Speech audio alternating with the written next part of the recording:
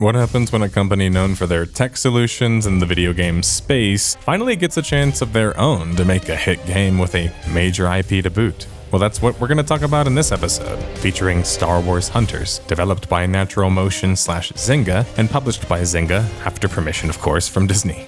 Star Wars Hunters would launch on Switch and mobile devices only June 2024. However, after a promised PC launch that wouldn't come and lackluster results of the multiplayer shooter, Zynga would announce the game shutdown in early 2025, pinned for later that same year in October of 2025. How did a good-looking Unreal Engine-powered, mobile-able Star Wars shooter fail so quickly? And, well, quietly. That's what the Death of a Game series is here for. In this episode in particular, we will cover all of this and the largest contributing factors to the game's demise, as typical with the series through the use of a timeline of events that, as it unfolds, unveil numerous clues and bits of evidence that will help us crack the case as to why Star Wars Hunters ultimately died. Now, stay tuned until the end if you miss any clues, or just want to check notes, for the final deduction, where we deduce the case for good in this case. Pick your off-brand Star Wars character and your choice of mobile handheld, and let's get started on this case, detectives. The story begins with Natural Motion, really a company founded back in 2001 by nerds from Oxford University. Nerds, like me, and specializing in creating animation technology for both film and game industries. After working with a number of high-profile developers such as GTA 4 with Rockstar Games, Tekken 5 with Bandai Namco, Natural Motion was acquired in 2014 by none other than the mobile powerhouse Zynga. Natural Motion would make an attractive purchase because, besides their tech ability, they had been working on and releasing a number of mobile games, including the CSR racing series. In 2018, Zynga would team up with Disney, utilizing the coveted Star Wars franchise, and begin development on a new Star Wars game on mobile, with Natural Motion and subsidiary ally Boss Alien assisting with development. This unnamed Star Wars mobile title would be named officially February 18, 2021. Star Wars Hunters, as it was going by, would be a competitive arena combat game featuring team-based combat and characters with unique abilities, which didn't sound unlike a hero shooter. Star Wars Hunters was supposed to be set to release in just 1 year, though gameplay wasn't revealed yet at the time of the announcement. The studio developing the game was a new, fresh Zynga studio in Austin, Texas. The gameplay reveal would drop following the cinematic trailer reveal, and in the fall of 2021, the gameplay showcased was interesting to say the least. Mind you, this is a mobile and Switch hero shooter first and foremost, featuring Star Wars characters that, well, got the Gotham City Imposters approach, aka a generic off-brand character from the universe, or Hunters as they were known in Star Wars Hunters. Hunters like Skora, the Rodian, or Graz, the Wookiee, or Utuni, the Jawa, and like 5 droid characters. Now, these characters seem to be just created for the game. The problem being, how are you going to compete with other popular IPs utilizing your popular IP without actually utilizing your popular IP? Meaning, if Star Wars Hunters was not meant to be like Marvel rivals of the future on mobile or of the past on mobile or something, it had to actually feature major Star Wars characters if it wanted to get people's interest in the same way.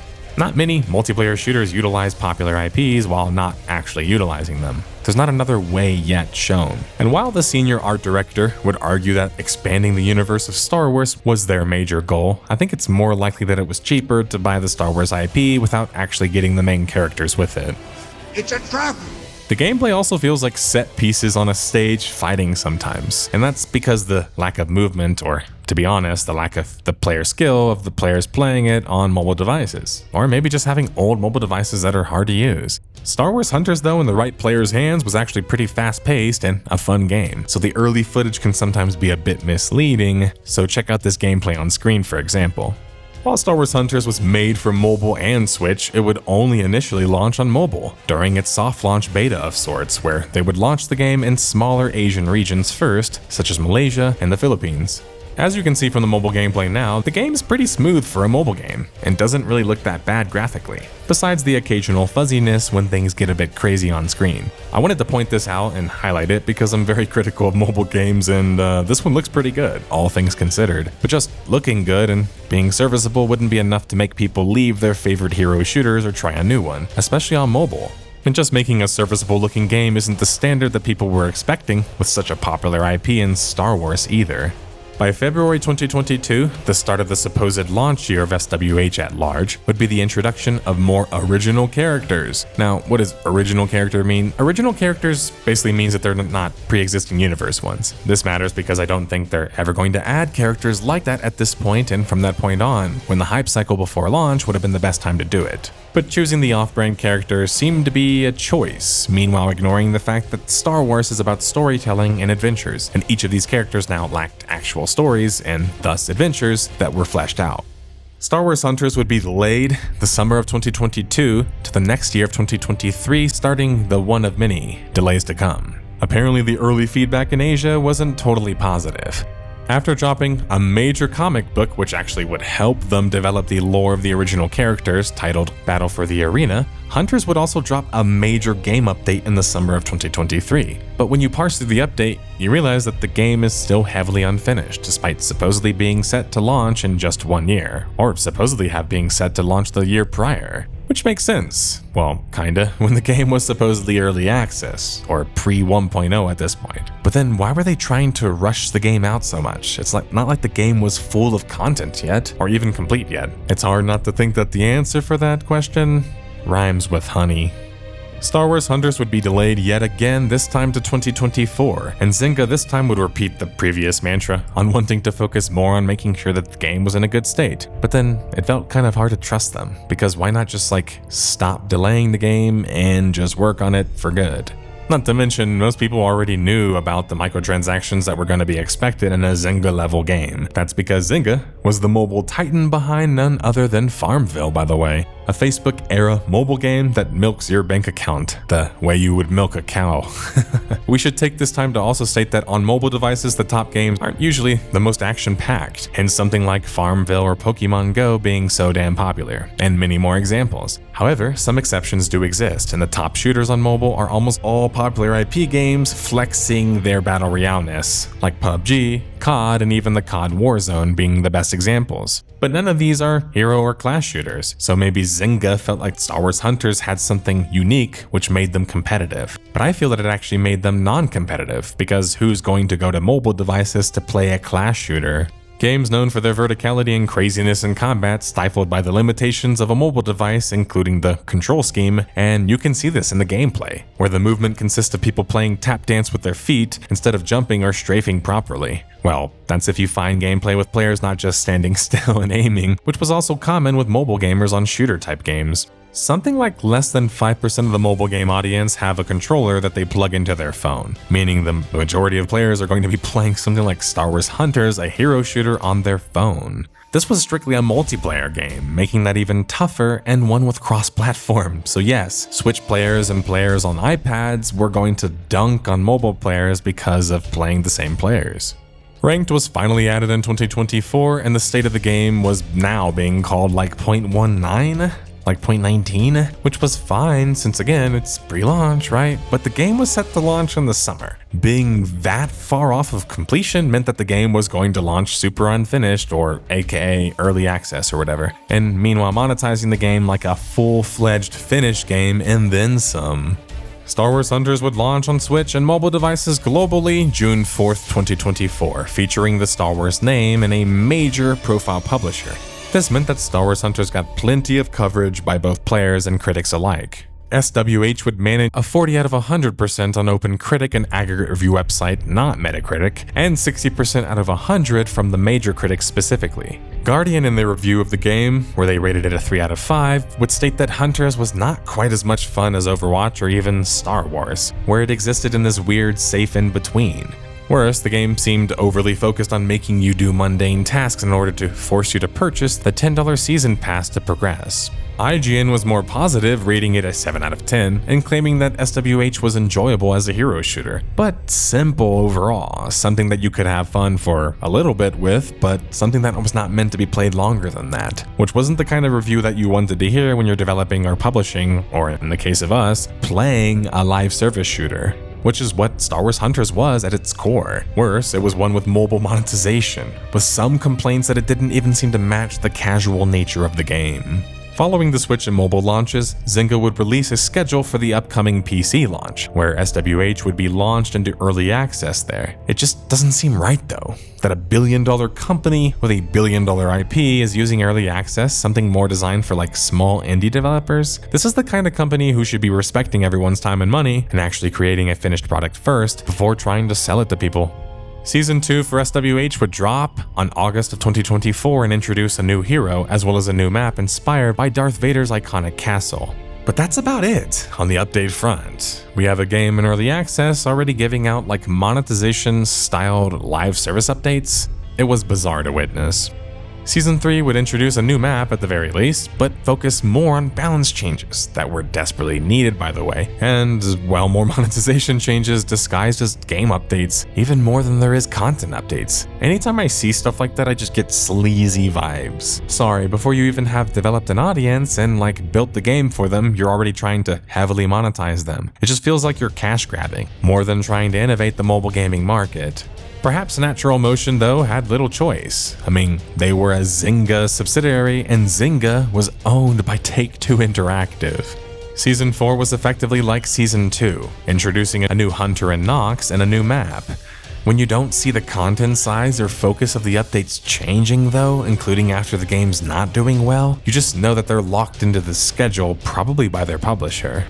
Star Wars Hunters, which had now been teased for a PC launch for some time, by the end of 2024 was gearing up for its first playtest on PC, which wasn't really a good sign. I mean, if the game played like a mobile port and not a game made for PC, or one adapted properly for it, it wasn't gonna feel any better later on. Better performance, sure. Shinier amenities, yeah, why not, but not any better at a core level. In fact, despite never actually launching on PC, we still actually have some footage for when the game was tested on PC. And while the game does look better and smoother, that's about it. It still has the same kind of kid pool depth, and the gameplay actually looks worse because you are now watching tap dancing, but on PC with keyboards and mouses and controllers. Meaning where the ceiling is supposed to increase or shift, with Star Wars Hunters on PC it was almost like a downgrade, which is a shame, because Star Wars Hunters did have some unique and different game mode aspects in it, like Hutball, which is one of my favorite modes from one of my favorite games in Star Wars The Old Republic. But even if Star Wars Hunters was gonna be, eventually, supposedly, playable on PC and was already playable on Switch, it still felt like, at its core, just a mobile shooter. That's why after having their two major tests in the end of 2024 and then the beginning of 2025, they were already announcing by the spring of the same year that the game would be announced to shut down, planned later in the year for October 2025. So the PC launch never even had a chance, and it seemingly was always treated like an afterthought, which is exactly how the testers felt about the game.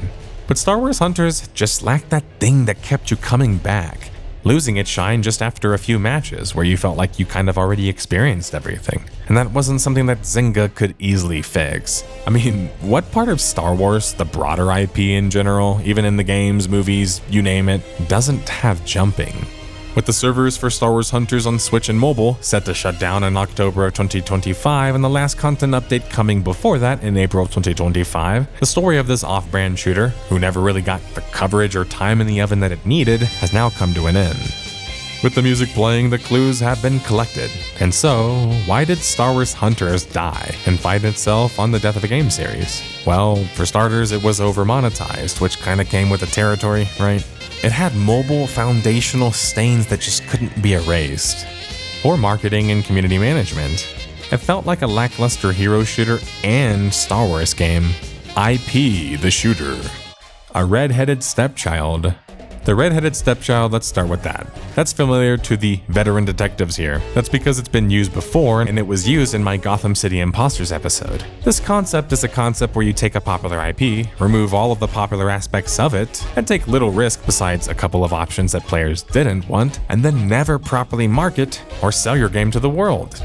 It's not a good formula. That's because expectations placed on a major IP game are much higher always, making the idea of a spin-off game much less likely these days. Whether it's more indicative of publishers just trying to cash in on using a popular IP, or not understanding how to leverage that popular IP, all the same, it leads to poor management. And in the case of Star Wars Hunters, people not even being aware it existed.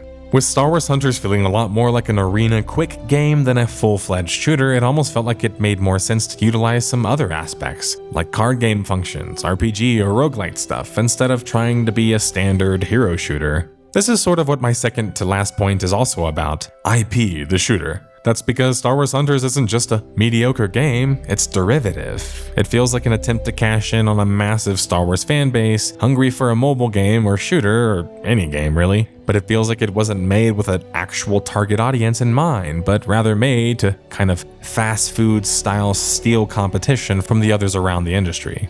I don't have much more to add positively, as you can probably tell by my tone, let alone period, but I wanted to make my position known on games like this. They're worse for the industry and don't have much respect for the gamers who are playing them, even if you're a fan of Star Wars. They're the kinds of games that are best forgotten, for those reasons that I've already listed. And yet, I still covered Star Wars Hunters because controversial or not a good game or not, and not good for the industry or not, it's an important story. It's one that highlights more of the same that maybe we've seen before in the series, with some new wrinkles added, but that's ultimately the purpose of the series, to chronicle the life and death of virtual worlds, both to recount and remember them, and to learn from their victories or mistakes, their conquers, their defeats. Thanks for watching, and if you had a chance to play Star Wars Hunters, let me know in the comments below, including what you liked about the game or didn't like, and most importantly, why you think the game failed in case you thought I missed anything. And until the next case.